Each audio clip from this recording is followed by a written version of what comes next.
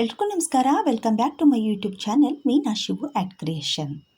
Day 3 of 25 things before 2025. 2025ನೇ ಇಸ್ವಿಗೂ ಮುನ್ನ 25 ವಿಚಾರಗಳ ಅವಲೋಕನ. ಈಗಾಗಲೇ 2 ದಿನಗಳು ಮುಗಿದಿದೆ. ಇದು 3ನೇ ದಿನ. ಇವತ್ತಿನ ಒಂದು ಕಾನ್ಸೆಪ್ಟ್ ಹವ್ಯಾಸಗಳ ರೂಢಿ. ಹಾಬಿಯಾಗಿ ಕನ್ವರ್ಟ್ ಮಾಡ್ಕೊಳ್ಳೋದು ಹೇಗೆ? ಕೆಲವೊಂದಿಷ್ಟು ನಮ್ಮ ಲೈಫಲ್ಲಿ ಬೇಕಾಗಿರುವಂಥ ಕೆಲವೊಂದಿಷ್ಟು ಕೆಲಸಗಳಿರುತ್ತೆ. ಅದನ್ನು ನಾವು ಹಾಬಿಯಾಗಿ ಯಾವ ರೀತಿ ಕನ್ವರ್ಟ್ ಮಾಡ್ಕೋಬೇಕು ಅನ್ನುವಂಥದ್ದು ಇವತ್ತಿನ ಕಾನ್ಸೆಪ್ಟ್ ಆಗಿರುತ್ತೆ. ಈ ಹವ್ಯಾಸಗಳು ಅನ್ನುವಂಥದ್ದು ತುಂಬ ಅಂದರೆ ತುಂಬಾ ನಮ್ಮ ಮನುಷ್ಯನ ಜೀವನದಲ್ಲಿ ತುಂಬ ಬದಲಾವಣೆಗಳನ್ನು ತರುತ್ತೆ. ಸೊ ಹಾಗಾಗಿನೇ ದಾರ್ಶನಿಕರು ಹೇಳಿರುವಂಥದ್ದು, ದೃಷ್ಟಿ ಬದಲಿಸಿ ನೋಡು ದೃಶ್ಯವೇ ಬದಲಾದೀತು, ಹವ್ಯಾಸ ಬದಲಿಸಿ ನೋಡು ಹಣೆಬರವೇ ಬದಲಾದೀತು, ವಿಚಾರ ಬದಲಿಸಿ ನೋಡು ದೇಶವೇ ಬದಲಾದೀತು, ದೋಣಿ ಬದಲಿಸಬೇಕೆಂದಿಲ್ಲ, ದಿಕ್ಕು ಬದಲಿಸಿದರೆ ಸಾಕು ನೀ ಸೇರುವ ದಡ ಎದುರಾದೀತು. ತುಂಬ ಅದ್ಭುತವಾದಂಥ ಮಾತು.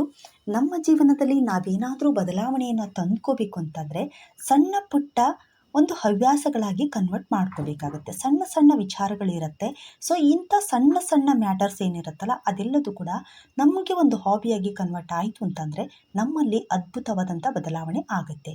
ಇಷ್ಟು ದಿನದವರೆಗೂ ನಾವು ಹೇಗಿದ್ವೋ ಏನೋ ಗೊತ್ತಿಲ್ಲ, ಬಟ್ ಮುಂದೆ ಹಾಗಾಗಬಾರ್ದು ಅಂತಂದರೆ ನಾವೇನಾದರೂ ನಮ್ಮಲ್ಲಿ ಒಂದು ಬದಲಾವಣೆಯನ್ನು ತಂದ್ಕೋಬೇಕು ಅಂತ ದೃಢ ನಿರ್ಧಾರವನ್ನು ಮಾಡಿದರೆ, ಇಷ್ಟು ದಿನದವರೆಗೂ ನಿಮಗೆ ಯಾವುದೋ ಒಂದು ಕಾರ್ಯ ಮಾಡಬೇಕು ಅಂತ ಅನಿಸಿರುತ್ತೆ, ಯಾವುದೋ ಒಂದು ಕೆಲಸವನ್ನು ನೀವು ಮಾಡಬೇಕು ಅಂತ ಅಂದ್ಕೊಂಡಿರ್ತೀರ, ಬಟ್ ಮಾಡೋಕ್ಕಾಗಿರಲ್ಲ. ನಾನಾ ಕಾರಣಗಳಿಂದ ಅದನ್ನು ಪೋಸ್ಟ್ಪೋನ್ ಮಾಡ್ತಾನೇ ಇರ್ತೀವಿ. ಬಟ್ ಇವಾಗ ದೃಢ ನಿರ್ಧಾರ ಮಾಡಿಬಿಟ್ಟು 2025ನೇ ಇಸ್ವಿಗೆ ನೀವೇನು ಮಾಡ್ತೀರೋ ಅದು ನಿಮಗೆ ಬಿಟ್ಟಿರುವಂಥದ್ದು. ಕಾನ್ಸೆಪ್ಟನ್ನು ನೀವು ಅರ್ಥ ಮಾಡ್ಕೊಳ್ಳಿ, ನಾವೇನು ಮಾಡಬೇಕು ಏನು ಅನ್ನುವಂಥದ್ದು. ಅದರಿಂದ ನಿಮ್ಮ ಲೈಫಿಗೆ ಬದಲಾವಣೆಯನ್ನು ಕೂಡ ತರಬೇಕು ಅಂಥ ಒಂದು ಕಾನ್ಸೆಪ್ಟನ್ನು ತೊಗೊಂಡ್ಬಿಟ್ಟು ನೀವು ಅದನ್ನು ಹವ್ಯಾಸವಾಗಿ ಕನ್ವರ್ಟ್ ಮಾಡ್ತಾ ಹೋಗಿ. Very simple. ಏನು ಮಾಡಬೇಕು ಅಂತ ಹೇಳಿದರೆ, ನೀವೇನು ಮಾಡಬೇಕು ಅಂತ ಅಂದ್ಕೊಂಡಿದ್ದೀರಾ ಅದನ್ನು ಫಸ್ಟು ನಿಮ್ಮ ಸಬ್ಕಾನ್ಷಿಯಸ್ ಮೈಂಡಿಗೆ ಫಸ್ಟು ಪಾಸ್ ಮಾಡಿ. ನಿಮ್ಮ ಸಬ್ಕಾನ್ಷಿಯಸ್ ಮೈಂಡಿಗೆ ನಾನು ಇದನ್ನು ಮಾಡಬೇಕು, ಈ ಥರ ಮಾಡಬೇಕು ಅಂತ ಅಂದ್ಕೊಂಡಿರೋದನ್ನು ಒಂದು ಪೇಪರಲ್ಲಿ ಬರೆದ್ಬಿಟ್ಟು ಅದನ್ನು ಒಂದು 3-4 ಸರಿ ದಿನದಲ್ಲಿ 1-2-3 ಸಾರಿ ಆದರೂ ನೀವು ನಿಮ್ಮ ಮೈಂಡಿಗೆ ಪಾಸ್ ಮಾಡಿದ್ರಿ ಅಂತಂದರೆ ಅದು ನಿಮ್ಮ ಮೈಂಡಲ್ಲಿ ಸಬ್ಕಾನ್ಷಿಯಸ್ ಮೈಂಡಲ್ಲಿ ಹೋಗಿ ಕೂತ್ಕೊಳ್ಳುತ್ತೆ. ಆಗ ನೀವು ಆಟೋಮೆಟಿಕ್ಲಿ ಅದನ್ನು ಸ್ಟಾರ್ಟ್ ಮಾಡ್ತೀರಾ. ಇವಾಗ ಯಾವುದೋ ಒಂದು ಕೆಲಸವನ್ನು ಸ್ಟಾರ್ಟ್ ಮಾಡಿ 1 ದಿನ 2 ದಿನ 3 ದಿನ ಅಥವಾ 1 ವಾರ ಮಾಡಿ ಅದನ್ನು ಕೈ ಬಿಟ್ವಿ ಅಂತಂದರೆ ಅದು ಹವ್ಯಾಸವಾಗಿ ಕನ್ವರ್ಟ್ ಆಗಲ್ಲ.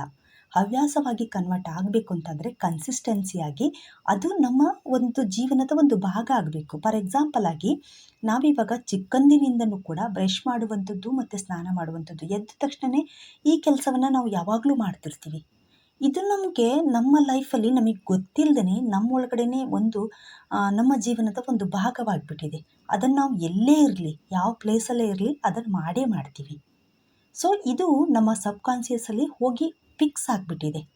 ಇದಕ್ಕೆ ಯಾರದೇ ಮೋಟಿವೇಶನ್ ಬೇಡ, ನಾವು ಅದನ್ನು ಕಂಪಲ್ಸರಿ ಮಾಡ್ತೀವಿ. ಆ ಥರ ಆಗಬೇಕು.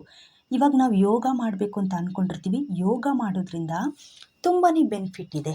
ಇವತ್ತು ಒಂದು ದಿನಕ್ಕೆ ಜಸ್ಟ್ ಬರೀ 30 ಮಿನಿಟ್ ನಾವು ಯೋಗ ಮಾಡಿದರೆ ಲೈಫ್ ಲಾಂಗ್ ನಾವು ತುಂಬ ಹೆಲ್ತಿಯಾಗಿರ್ತೀವಿ, ಫಿಸಿಕಲಿ ಫಿಟ್ ಆಗಿರ್ತೀವಿ, ಮೆಂಟಲಿ ಫಿಟ್ ಆಗಿರ್ತೀವಿ, ತುಂಬ ದಿನದವರೆಗೂ ಬದುಕ್ತೀವಿ. ಯಾವುದೇ ಥರದ ಕಾಯಿಲೆಗಳು ನಮ್ಮ ಹತ್ರ ಸುಳಿಯಲ್ಲ. ಇದೆಲ್ಲದೂ ಗೊತ್ತಿರುತ್ತೆ.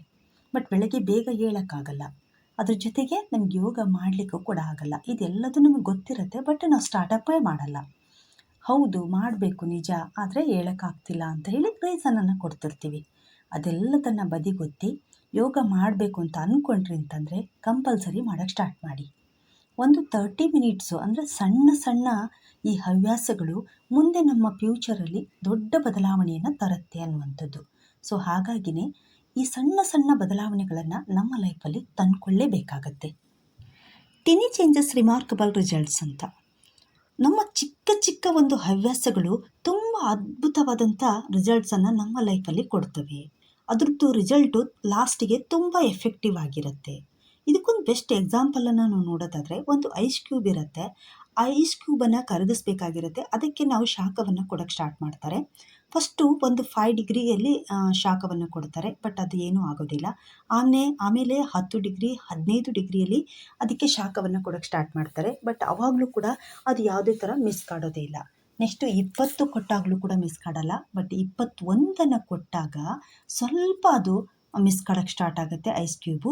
22 ಕೊಟ್ಟಾಗ ಸ್ವಲ್ಪ ಕರಗಲಿಕ್ಕೆ ಸ್ಟಾರ್ಟ್ ಆಗುತ್ತೆ. ನಾವೇನು ಅಂದ್ಕೊಳ್ತೀವಿ, ಇಲ್ಲಿ ಜಾಸ್ತಿ ನಾವು ಶಾಖವನ್ನು ಕೊಟ್ಟಿದ್ದಕ್ಕೆ ಅದು ಕರಗಲಿಕ್ಕೆ ಸ್ಟಾರ್ಟ್ ಆಯಿತು ಅಂತ ನಾವು ಅಂದ್ಕೊಂಡಿರ್ತೀವಿ. ಬಟ್ ಅದು ಹಾಗಲ್ಲ. ಮೊದಲಿನಿಂದನೂ 5, 10, 15, 20, 21 ರೀತಿ ನಾವು ಯಾವ ರೀತಿ ಶಾಖವನ್ನು ಕೊಟ್ಟಿರ್ತೀವಲ್ವ, ಅದೆಲ್ಲದೂ ಕೂಡ ಕ್ರೋಢೀಕರಣ ಆಗಿಬಿಟ್ಟು ಒಂದೇ ಸರಿ ಅದು ಶಾಖ ಕನ್ವರ್ಟ್ ಆಗಿಬಿಟ್ಟು ಅಲ್ಲಿ ಬದಲಾವಣೆಯನ್ನು ಆಗಿರುವಂಥದ್ದು, ಅಲ್ಲಿ ಕರಗಲಿಕ್ಕೆ ಸ್ಟಾರ್ಟ್ ಆಗಿರುವಂಥದ್ದು. ನಮ್ಮಲ್ಲೂ ಕೂಡ ಅಷ್ಟೇ.